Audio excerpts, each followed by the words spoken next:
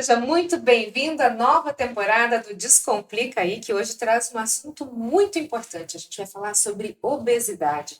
Você sabia que no último mês, no Atlas Mundial de Obesidade, o mundo atingiu a triste marca de 1 bilhão de pessoas com essa doença? Sobre isso a gente vai conversar então com os meus convidados hoje, Dr. Bruno Barreiro. Seja muito bem-vindo, doutor. Tudo bem, Roberta? Tudo jóia? Tudo bem, graças a Deus. Converso também com a doutora Mônica Mazurana. Tudo bem, doutora? Muito obrigada pelo convite. E doutor Amer Khatib. Tudo bem, doutor? Seja Tudo bem, bem-vindo. Roberta, muito obrigado pelo convite. Os três do Instituto Gastro Bari IGB. É isso? Junto com mais um, doutor Kleber Oliveira, é isso? Isso, o Kleber é nosso sócio lá no Instituto Gastro Bari. E aí a gente vai falar sobre essa situação da obesidade no Brasil, no mundo, na nossa região, porque é uma situação que precisa de bastante cuidado, atenção, e a gente entender o que leva à problemática dessa doença, né? Por que a gente pode dizer, doutora, por que existe esse preconceito? Às vezes, quando a gente fala, vamos falar de obesidade, tá vendo aquele obeso lá, tá lá no sofá, deitado, não se mexe, se tivesse um pouquinho de boa vontade, estaria um pouquinho mais magrinho, é isso? É isso. Você começou com a melhor pergunta de todas, o estigma da obesidade. O indivíduo com obesidade sofre muito preconceito, porque as pessoas imaginam que é só falta de vontade, são somente os hábitos do próprio doente que levam ele a ter obesidade. Mas o que a gente sabe é que 70% da responsabilidade dessa doença é da genética. 20% do que a sociedade nos impõe, só 10% daquilo que a gente escolhe. E hoje a gente sabe que nós temos uma sociedade obesogênica. O que é isso? O que é esse nome feio? Uma sociedade que estimula a obesidade, porque cada vez a gente trabalha mais, faz menos exercício físico, come mais fast food. Isso é um prato cheio para a obesidade. Por isso que nós estamos vendo que no Brasil, mais de 50% da nossa população tem sobrepeso. E aí a gente está falando não só da fase adulta, né? A gente fala disso também crianças e adolescentes. Exatamente. Muitas crianças nessa situação? Hoje a gente tem obesidade desde a infância, né? Não é só mais um problema no adulto, porque da mesma forma que a sociedade obesogênica atingiu os adultos, atinge as crianças do mesmo jeito. As crianças ficam no celular, não vão mais brincar na rua, até pelos riscos da rua também. As crianças comem um monte de besteira. Hoje na escola o fast food também está presente. Então, a obesidade está presente desde a infância até a fase adulto e no idoso também. E o tratamento ele precisa ocorrer em todas essas fases. E o que a gente leva é para atingir todas essa faixa etária. Para a gente entender um pouquinho, às vezes é uma coisa muito relativa, né? Eu estou gorda, estou obesa. A partir de quando a pessoa é considerada obesa? O que define uma pessoa obesa? O que define é o índice de massa corpórea. Hoje, a Sociedade Brasileira de Cirurgia Bariátrica, ela considera o índice de massa corpórea como um fator, um cálculo determinante para indicar se o paciente tem indicação de tratamento cirúrgico ou não. O índice de massa corpórea é uma fórmula, ela consiste num peso dividido pela altura ao quadrado, e aí com isso a gente vai chegar num número. Esse número, quando o paciente tem um IMC entre 35 e 40, associado a alguma doença, comorbidade que a gente fala, né? Diabetes, hipertensão, esteatose hepática, que é gordura no fígado, apneia do sono, infertilidade, doenças osteoarticulares como hérnia de disco, enfim, são entre quase 20, 30 comorbidades que são listadas nesses pacientes que entre o IMC entre 35 e 40 tem indicação. E os pacientes que têm o IMC acima de 40, independente se tem a presença ou não da comorbidade, também tem indicação. Basicamente são essas duas indicações e isso é associado exatamente pelo risco que o paciente tem, né, quando ele tem esse índice de massa corpórea, de desenvolver, o risco atrelado associado à mortalidade e às complicações que diminuem basicamente a expectativa de vida e a qualidade de vida dele. Agora, doutora, só para a gente voltar lá na primeira pergunta, a gente tem esse dado aqui importante, que 70% dessa responsabilidade, então, é da genética, 20% de gatilhos do meio ambiente e 10% das escolhas pessoais, que seria nossa pizza, né? O nosso lixo. Não pode dizer que a gente come lixo, né? de alguma forma nos alimenta, mas enfim, más escolhas da nossa alimentação. Se a gente for pensar assim, a gente estava falando sobre a questão do ambiente, né? A criança, o adolescente não se mexe, a gente tem essas escolhas rápidas de alimentação para ter essa vida louca que a gente tem. Isso pode fazer com que eu me torne uma pessoa obesa. Eu sendo obesa, esse fator genético, ele fica já marcado para o meu filho? Com A certeza. próxima geração já tem uma predisposição? Sem dúvida nenhuma. Filhos de pais obesos têm mais chance de serem obesos. Essa dúvida não existe mais, isso é bem claro. E quando a gente fala desta questão genética, a gente sempre diz o seguinte: vamos imaginar que eu tenha 3 pessoas e que a gente ofereça o mesmo perfil alimentar, o mesmo perfil de exercício físico para as 3.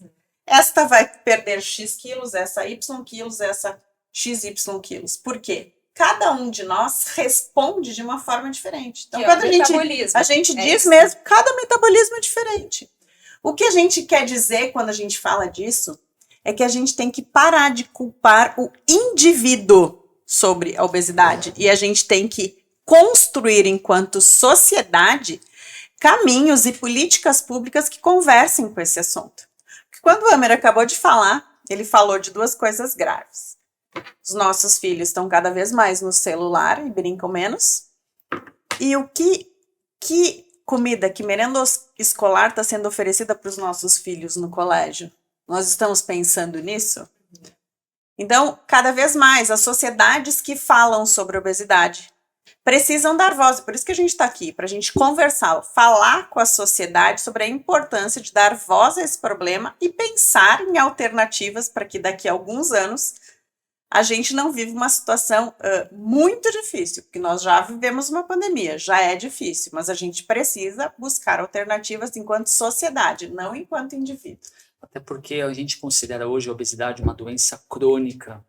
E isso, quando a gente fala em doença crônica, é quando a Mônica fala que a questão do não se sentir culpado é uma fala que a gente tem alinhado muito para os pacientes, de tirar essa culpa de eu sou obeso porque a culpa é minha. Não, ela é uma doença crônica.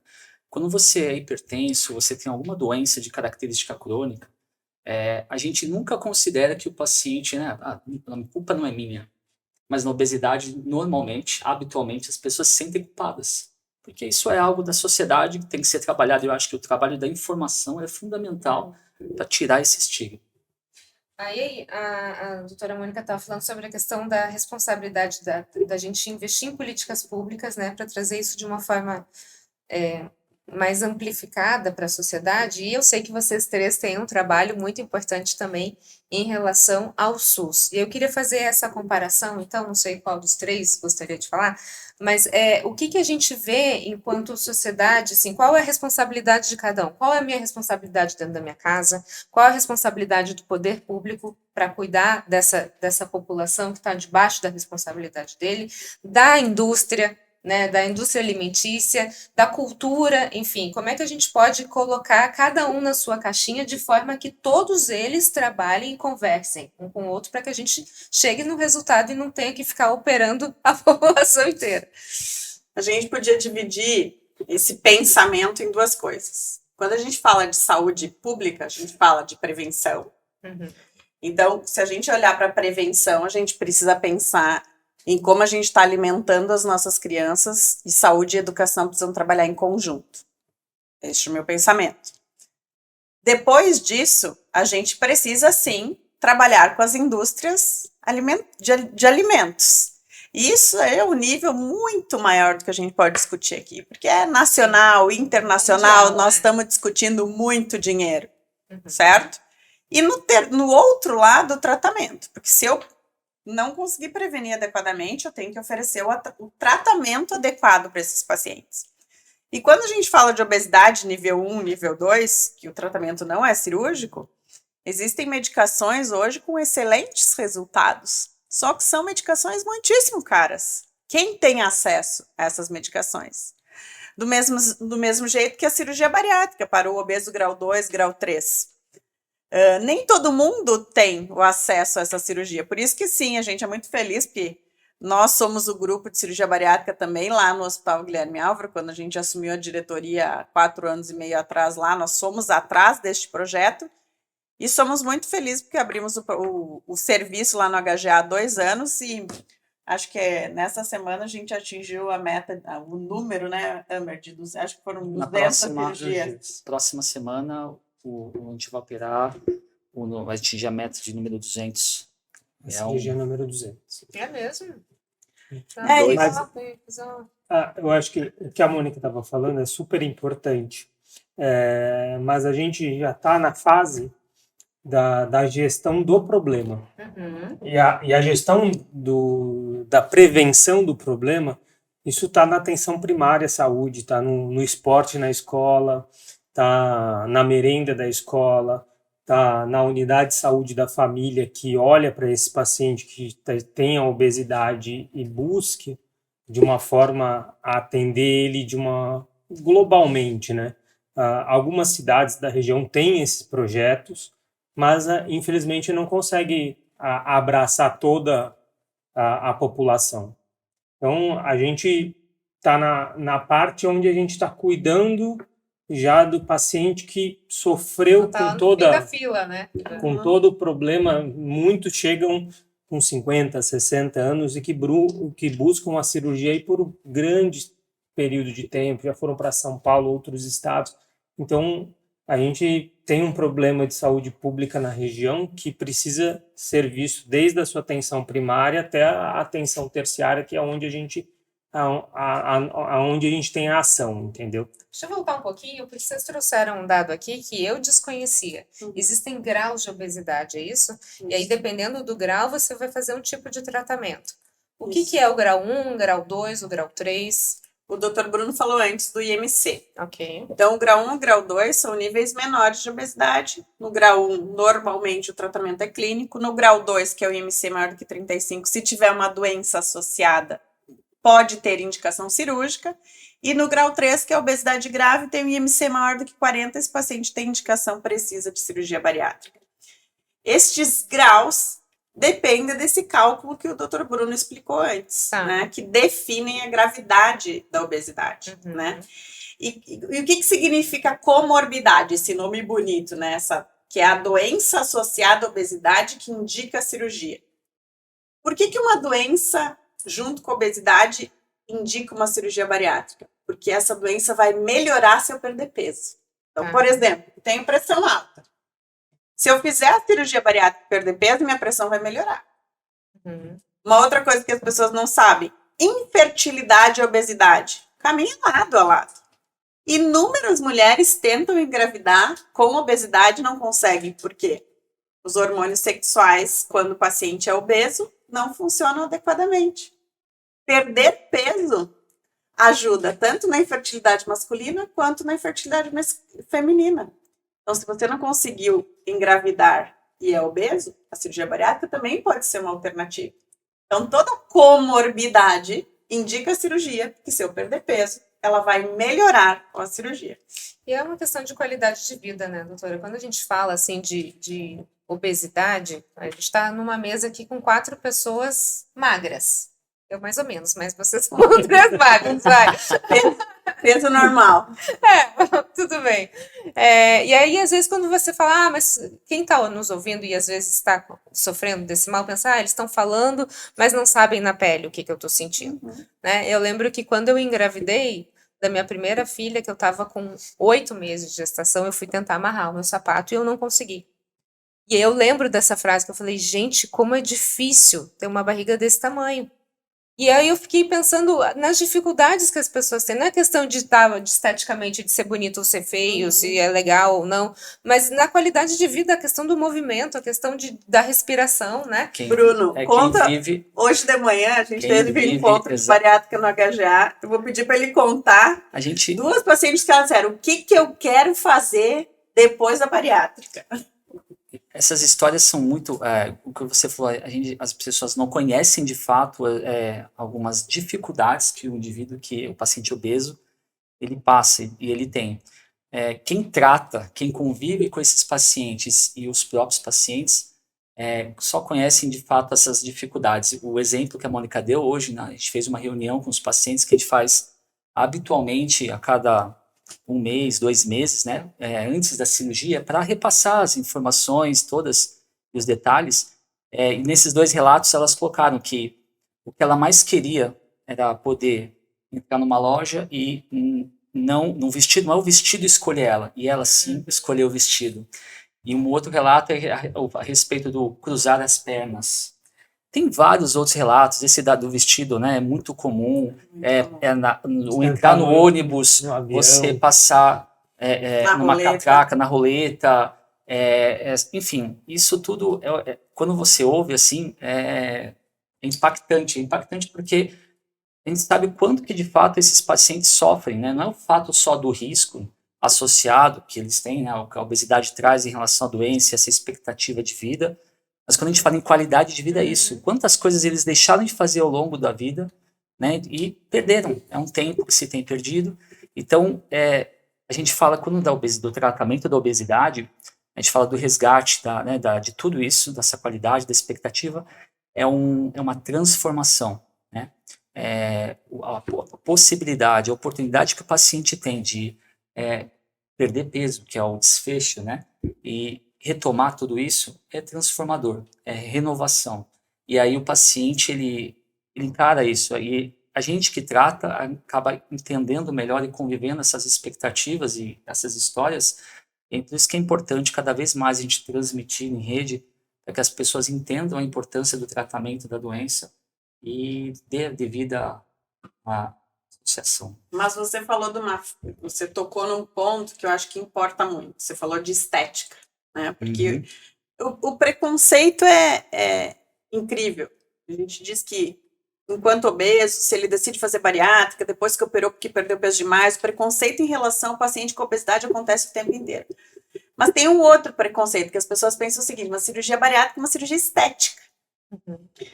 Não, cirurgia bariátrica não é uma cirurgia estética. Existe até um ganho estético, mas por que a cirurgia bariátrica existe? Manter-se obeso grave é mais arriscado do que operar. Um paciente com obesidade grave, que é essa obesidade grau 3 que a gente falou há pouco, ele pode perder até 10 anos de expectativa de vida se nós não fizermos nada para ajudar ele. Porque ele tem o risco cardiovascular aumentado e hoje a gente sabe que ele tem obesidade é fator de risco para 13 diferentes tipos de câncer.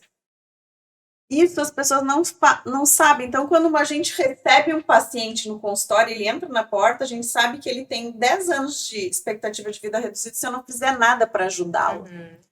Por isso, tão importante falarmos sobre a cirurgia bariátrica. Agora, é óbvio que eu tenho um ganho estético. Se eu vou perder peso, eu vou me sentir mais feliz, a autoestima vai melhorar. Daí a gente brinca que é a cereja do bolo, é o presente a mais que você vai se dar com a perda de peso. Porque muitos pacientes, eles têm medo de procurar a cirurgia por conta desse estigma, de como as pessoas vão julgá-lo por conta de, foi fazer a cirurgia porque tem preguiça de ir lá se cuidar um pouquinho e ficar um pouco mais bonito. Não consegue fechar a boca Aí, e fazer eu estava esse final de exercício? semana na livraria comprando livro com os meninos.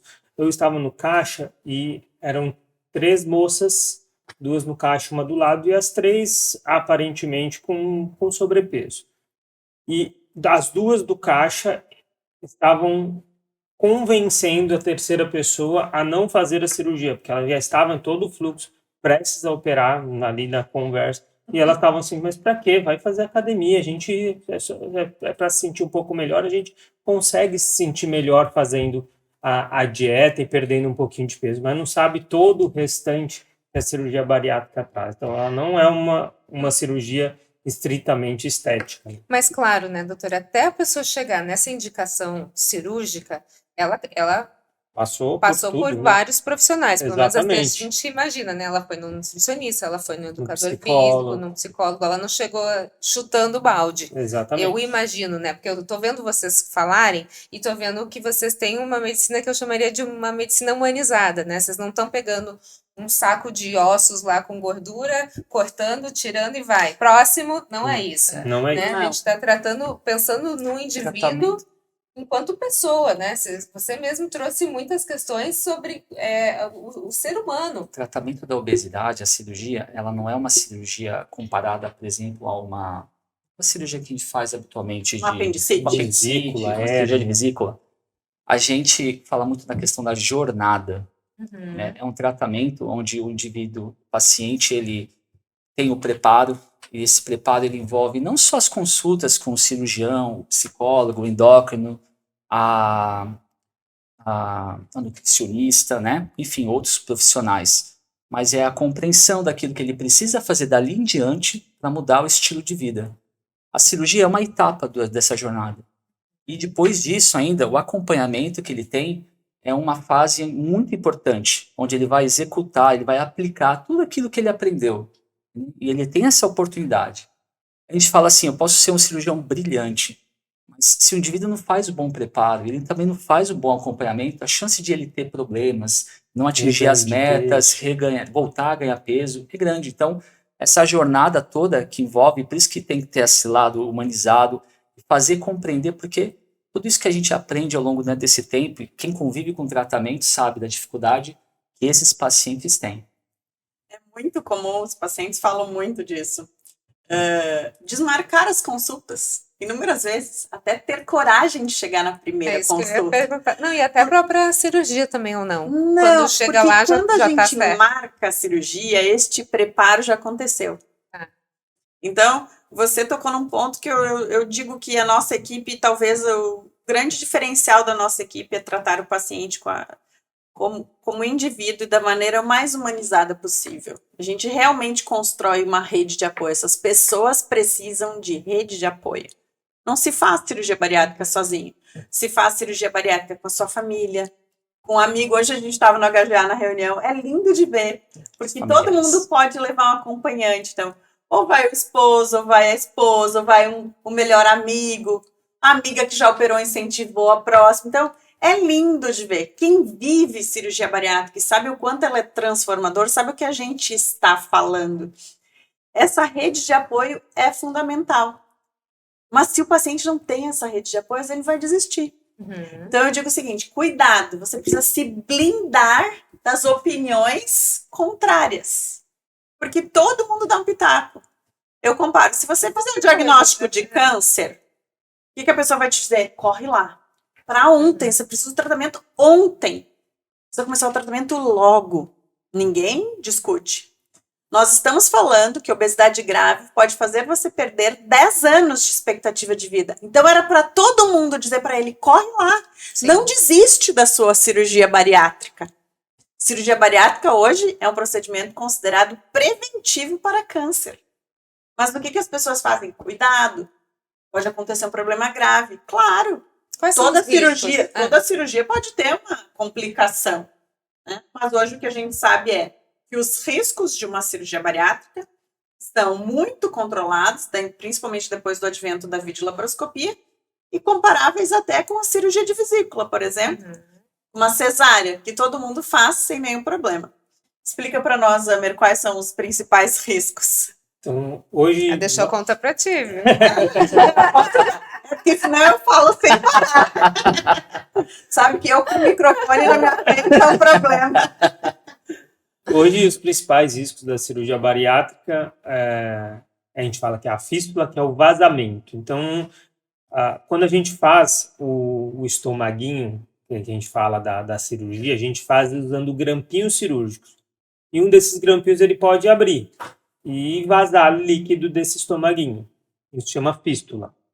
E um outro problema que pode acontecer é o sangramento desses grampinhos, tanto para fora como para dentro do intestino. Se acontecer, tem que abrir de novo? Às vezes é necessário uma nova intervenção. No sangramento pode ser uma intervenção endoscópica e não uma nova cirurgia, mas às vezes não. Às vezes o sangramento é autolimitado.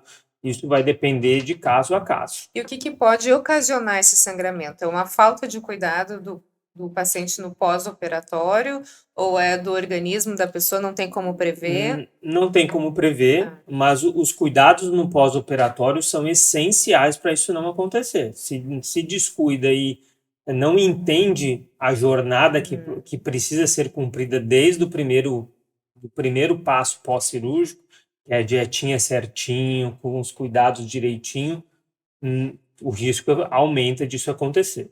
Eu acho que o que a gente precisa trazer aqui para as pessoas, o que é o mais importante, que é o que a gente está falando desde o início, né, que é melhorar a sua qualidade de vida, trazer saúde, a gente não está falando de estética, a gente está falando de saúde, é uma questão de responsabilidade que começa com a pessoa. Né? Ela vai depois alcançar várias pessoas, vai alcançar a rede de apoio, vai alcançar o médico, vai alcançar o cirurgião, vai alcançar o nutricionista, enfim, todas as pessoas que estão envolvidas nesse processo. Mas o início e o fim depende do próprio paciente, né? Sem dúvida nenhuma. Mas assim, você falou tudo hoje, nós falamos algumas vezes isso hoje lá na reunião. Nós usamos uma ferramenta maravilhosa, que hoje é reconhecida pela literatura médica como a melhor ferramenta para o tratamento da obesidade grave, que é a cirurgia bariátrica. Mas se o paciente não entender a oportunidade que ele está tendo e não readequar seu estilo de vida, fazendo escolhas alimentares mais saudáveis, colocando exercício físico na sua vida, a recidiva de peso, ou seja, o ganho de peso, pode acontecer. Então, a gente precisa oportunizar este momento para que o paciente tenha sucesso. Agora, isso também é uma fala importante, porque as pessoas dizem, todo mundo reganha peso. Não é uma verdade. A gente sabe que a recidiva de peso, a taxa gira em torno de 10% para a técnica de bypass, que é a técnica que a gente mais defende. Então, existem muitas nuances, né, muitas falas sobre cirurgia bariátrica que não são verdadeiras. Uma delas é essa, né, sobre todo mundo que vai operar vai recidivar. Não é uma verdade. Tá aqui então a explicação para você. A gente chegou ao fim do nosso podcast. Tem muito assunto ainda para a gente conversar sobre isso. Vocês estão convidados a retornar. Doutora, muito obrigada pelas suas informações. Sucesso para você. Eu agradeço a oportunidade, porque a gente realmente acredita que falar sobre obesidade e o quanto a cirurgia bariátrica pode devolver de qualidade de vida para essas pessoas é fundamental. Muito obrigada pelo convite. Obrigada, doutor. Muito obrigada. Obrigado, Roberto, pelo convite. E a gente está à disposição aí para participar e convidar vocês a conhecer o nosso instituto, o nosso serviço lá no Guilherme Álvaro, e que a gente quer levar essa informação para as pessoas. Obrigada, doutor. Muito obrigado, Roberto, pela oportunidade. Acho que é importante passar que a gente deve falar mais sobre obesidade. Acho que esse é o papel fundamental de a gente estar aqui, poder transmitir para vocês as informações, se Deus quiser, em outras novas oportunidades lá no futuro. Se quem quiser encontrar vocês, rede social? doutor.dr.brunobarreiro @amerelcatibe E @monica.mazurana com 2 Es. E instituto? @Instituto Gastrobari. Pronto, e aí você tem todas as informações. O Descomplica aí fica por aqui. Muito obrigada pela sua companhia. A gente se vê. Até a próxima. Até mais.